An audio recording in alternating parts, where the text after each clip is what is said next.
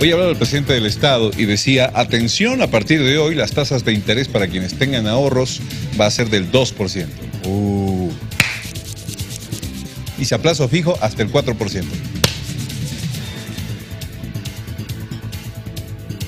Vamos a ver. Por favor, ministro de Economía. Después de varios meses de análisis y reuniones con representantes del sistema bancario del país, en esta jornada el Gabinete de Gobierno aprobó el decreto supremo que cambia las tasas de interés pasivas y activas. En el primer caso, los depósitos a plazo fijo y ahorros de la gente suben significativamente de 0,5% que pagaban hasta hoy a un máximo de 4,10%. Y ese piso es del mínimo del 2% a una caja de ahorros. Y para los depósitos a plazo fijo hemos establecido una curva de 181 a 360 días, 2,99%, de 361 a 720 días, 4%, 4,06 para aquellos depósitos que hagan entre 721 a 1080 días, y finalmente depósitos mayores a 1080 días, una tasa del 4,10%. Estos intereses de caja de ahorros y DPFs beneficiarán solo a montos por debajo de 70.000 bolivianos. En el caso de créditos productivos, el sistema financiero deberá bajar el cobro de interés en un casi 50% para 3 sectores industriales. Los créditos para empresas grandes y medianas de crédito productivo van a ser del 6% en moneda nacional. Para las empresas pequeñas, 7%, y para las microempresas, 11,5%. Muy bien. Pobrecitos bancos, ¿no? O sea, les están dando realmente duro. Don Alberto Bonadón está con nosotros al comienzo, analista económico, para tratarnos de explicar un poco sobre este tema. Señor Bonadón, buenas noches. ¿Cuántas normas ya, no sé si decirle contra los bancos, ya van sacando? ¿Ah? Bueno, son varias, ¿no?, que parecen estar conspirando contra las elevadas utilidades de los bancos, ¿no? Claro, el pobrecitos bancos es por si acaso una analogía nomás, no vayan a creer que... Pero ¿cuántas normas ya serán? ¿El crédito de vivienda social? Bueno, es una que viene acompañada con este, ¿no? Con este decreto. Está el otro, ¿recuerdas tú? El que disminuía el asunto este de las comisiones por el tipo de cambio, por la venta de dólares. Bueno, la propia ley de bancos, ¿no? O sea, que hay algo contra los bancos, porque, claro, una cosa es, o hay algo contra los bancos, o como también escribían el criterio, ¿no? Pues lo que pasa es que están ganando tanto, ¿no? Bueno, lo cual es un criterio equivocado, ¿no?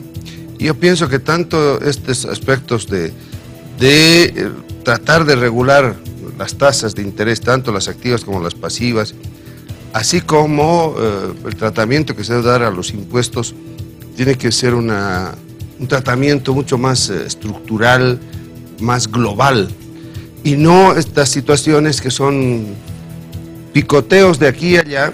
Y además, como tú señalabas, el criterio pues parece ser equivocado. Si una entidad o una actividad productiva, financiera, comercial, de servicios, gana, lo que menos deberías tratar de afectar es esa utilidad de manera directa. ¿Por qué? Porque estás afectando este proceso productivo que tiene. Y lo que hay que ver más bien es los ingresos que se derivan de esa actividad. Y ahí poner tú las clavijas, si quieres. A ver. Pero la actividad productiva más bien tienes que motivarla, ¿no es cierto? A ver, hoy se da esta medida de las tasas de interés. Yo hacía este ademán porque ese es el efecto que ocasionó en la población, que tiene ahorros, ¿no? Dice, ahora van a pagar 2%. Y si es a plazo fijo, hasta 4% van a pagar en este tema. Es una medida que, ¿cómo la habrán tomado los bancos, no? Porque Solón no dijo nada hoy todavía. Bueno, a ver, fíjate, desde el punto de vista de la economía, una tasa viene a ser respetable cuando supera la tasa de inflación. Y eso se llama la tasa real. Si las tasas de interés que pagaban por ahorros estaba en torno del 0,6% y han subido a 2%. Aún así, en realidad, en términos de comparar eso con la inflación, tú le estás haciendo ganar a la banca más de lo que te está pagando. Si la inflación el año pasado fue de 5,5% y te estaban pagando, digamos, alrededor de 0,5%, solamente con la inflación la banca estaba ganando 5%, ¿no es cierto? Con tu plata, sin hacer nada, solamente por... Entonces ahora que dan el 2% por ahorrar tu dinero, lo que te están dando, de nuevo, en términos reales, sigues tú regalándole, si llega a ser la inflación igual que el año pasado, 3,5% en términos reales. O sea, tienes que descontar siempre la inflación para saber cuánto efectivamente estás ganando. ¿Esto favorece o no favorece a los bancos? Bueno, desfavorece en que ahora, ¿no es cierto?, en vez de recibir 5% sin hacer nada, ahora reciben 3,5%. O sea, en ese sentido, dejan de ganar un poco, ¿no es cierto?, y traspasan esa parte a los ahorristas. Y eso va a estar en función de cuánto ahorras y por cuánto tiempo. O sea, cuando tú hablas de más de 1.000 días, estás hablando de un DPF de 3 años, te va a pagar, según lo que se presenta, están hablando entre 2 y 6%, ¿no es cierto? Ni discutir la alegría que producen ahorristas esta medida. Claro, es que no ven como ve un economista. Un economista siempre tiene que comparar cuánto es el poder adquisitivo de esa plata. Y el poder adquisitivo se pierde cuando hay más inflación que lo que guardas tú en el banco. Ok. Hay que chequear la inflación. Así es. Le pedí a don Armando Méndez que estuviera en el programa, hoy lo invité, pero claro, situaciones de fuerza mayor. Pero es tan buen hombre don Armando Méndez que me manda un comentario que quisiera leerlo para tratar de establecer cuáles son los efectos de esta medida. Dice, por ejemplo, el decreto 2055 en su artículo 2 dispone que las tasas que se fijan para otorgar créditos al sector productivo se aplica a todas las entidades de intermediación financiera que cuentan con licencia de funcionamiento, lo cual no solo abarca a bancos, sino también a cooperativas, no solo a bancos comerciales, sino también a los bancos especializados en microcrédito. Todas estas entidades tienen costos diferentes de fondeo y tienen diversos grados de eficiencia. La tasa de interés que están cobrando estas entidades son muy variadas y que se mueven en un rango mínimo del 6% hasta el 20%, si consideramos los datos oficiales últimos. Sin embargo, a partir de la implementación de este decreto, todas las entidades financieras deben pagar las mismas tasas de interés para captar depósitos y las mismas tasas de interés para dar créditos al sector productivo. Primera parte. Fija una tasa estándar para todos. ¿Esto cómo lo valoramos? Bueno, para todos dependiendo del tamaño, ¿no es cierto? Porque hay una tasa para el microcrédito, hay una tasa para la pequeña empresa, para la mediana y para la grande. Y a las grandes, pues les cobra poco y a las pequeñas les cobra 11,5% y a las grandes el 6%.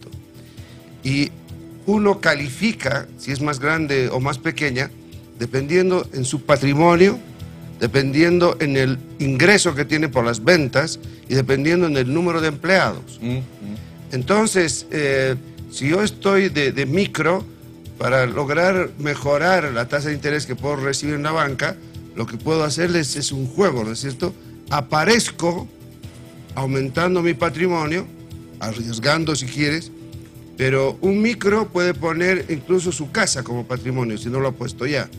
Pero con eso podría pasar de micro a pequeño, y con esto se abarata su costo financiero. El mediano puede hacer lo mismo para llegar justo al límite para parecer grande. O sea, con este tipo de discriminación genera pues ese tipo, digamos, de mañas, ¿no es cierto? Vas a querer entrar al grupo más elevado porque el costo es menor. Y lógicamente vas a querer hacer este tipo de cosas porque 6% para el grande y viene a ser casi el doble, 11,5% para el micro. Dice una sanción contra el micro. Dice don Armando Méndez que la consecuencia que se puede esperar es que los bancos comerciales grandes puedan operar estas tasas, pero los demás no puedan hacerlo. A ver, cuando yo decía pobres bancos, esta es una medida que beneficia a los bancos y quiero diferenciar los grandes de los chicos, esas cooperativas, las que trabajan con poca plata, las que funcionan dando créditos pequeños, con estas tasas de interés están destinadas, yo creo, a morir, o soy muy... Yo creo que eres muy pesimista. Puede ser que alguna que otra que está en muy mal pie, pero en general, a ver, fíjate tú, ¿qué es lo que ha ocurrido con entidades que partieron siendo ONGs y estaban destinando los dineros que tenían al microcrédito? Lo que ha ocurrido es que en un tiempo relativamente corto lograron crecer al punto que ahora son bancos, ¿verdad?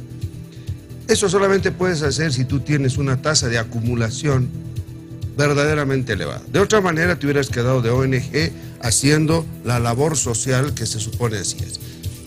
Entonces, las van a bajar de categoría, van a volver a ONGs, imposible. Se van a quedar de bancos y estoy seguro que sus ganancias sí van a verse reducidas y posiblemente, en el caso de los bancos más grandes, ellos vean que los pequeños pues no se acercan a sus puertas, ¿no?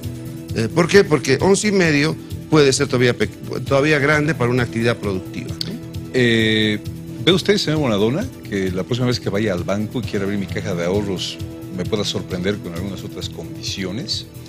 Bueno, lo que yo creo que te va a sorprender, si abres una cuenta de ahorro, en que en general pues ahora vas a recibir un poquito más. Claro. Porque antes en realidad el interés que se recibía era nominal, porque por una parte ingresa y por otra parte vienen impuestos y te los quita. O sea, nunca veías que crecía tu cuenta de ahorro, si la que te da una libretita, ¿no es cierto? O sea, para recibir algo en términos de ahorro, lo que tienes que hacer es comprar un DPF. Y bueno, y tienes un DPF mejor si es que guardas tu plata 3 años. Ahí sí vas a poder saborear el sabor, digamos, real de qué es ganar algo de intereses. Pero si guardas por un mes, pues no creo que llegues a tener el gusto de recibir ese dinero. ¿Usted le ve una posible maña, digamos, bancaria para tratar de sobrellevar esto que va a significar perder en el tema de ingresos? No, en realidad yo creo que lo que la banca debería hacer en este caso, fíjate, la diferencia entre la tasa activa y la tasa pasiva se llama el spread. El spread que incorpora todos los gastos administrativos más la utilidad. Entonces, si yo veo que con esta medida va a reducirse el spread, ¿qué es lo que debería hacer yo si soy una banca eficiente? Debería bajar mis costos administrativos y tratar de mantener mi utilidad. En algo puede sufrir la utilidad, sí, pero si busca eficiencia el banco, pues en realidad el efecto que va a tener en la banca yo no creo que sea tan dramático como en algunos casos se puede pensar. ¿Esta es una caricia en la cabeza, un sopapo o un puñete para la banca? ¿Ah? Es un jalón de orejitas así. ¿Chiquito? Tienes que portarte mejor con la gente que tiene menos, pero la gente que tiene menos tampoco creo que esté pensando voy a ir mañana al banco, ¿no? El que ya tenía sus ahorros va a seguir teniendo ahorros y va a recibir un poco más. Okay. Y fíjate, hay otra cosa más. Si tú tienes cuentas de ahorro, dice hasta 70,000 bolivianos, o tienes DPFs, hasta 70,000 bolivianos, pero no importa cuántas cuentas tengas. Si tú tienes 700,000, pues vas a tener 10 cuentas, ¿no es cierto? Listo, nada más. Lo que va a haber es una proliferación de cuentas. Ok, vamos a ver este cuadrito al final, por favor, con estos datos que le van a interesar a usted. Esto decía esta mañana el Ministerio de Economía, el ministro de Economía. A ver, nuevas tasas de interés a plazo fijo a 30 días, 0,18%. ¿No? De 30 días a 360. Perdón, 30 días 0,18%. 60 días 0,40%. 90 días 1,20%. Si usted tiene sus ahorros por 180 días adentro, le van a pagar el 1,50%, por 360 días el 2,99%, por 720 días que usted se espere y le dé la plata al banco para que se lo ahorre, para que el banco lo utilice, lo invierta, 4% lo van a pagar. Y si lo deja por más de 1080 días, 3 años, 4,10%, ¿no? Esos son los DPFs. Y en ningún caso, fíjate, son mayores a la tasa de inflación, ¿no? Ok. Pero para quienes tengan caja de ahorros, lo mínimo es 2%. Ah, sí. Lo mínimo es 2%. Para tu caja de ahorros, el de la libretita. Okay. Qué lindo debe ser tener ahorros, ¿no? Gracias, don Alberto. Bueno, que le vaya bien. Gracias. Hasta luego. ¿Ah?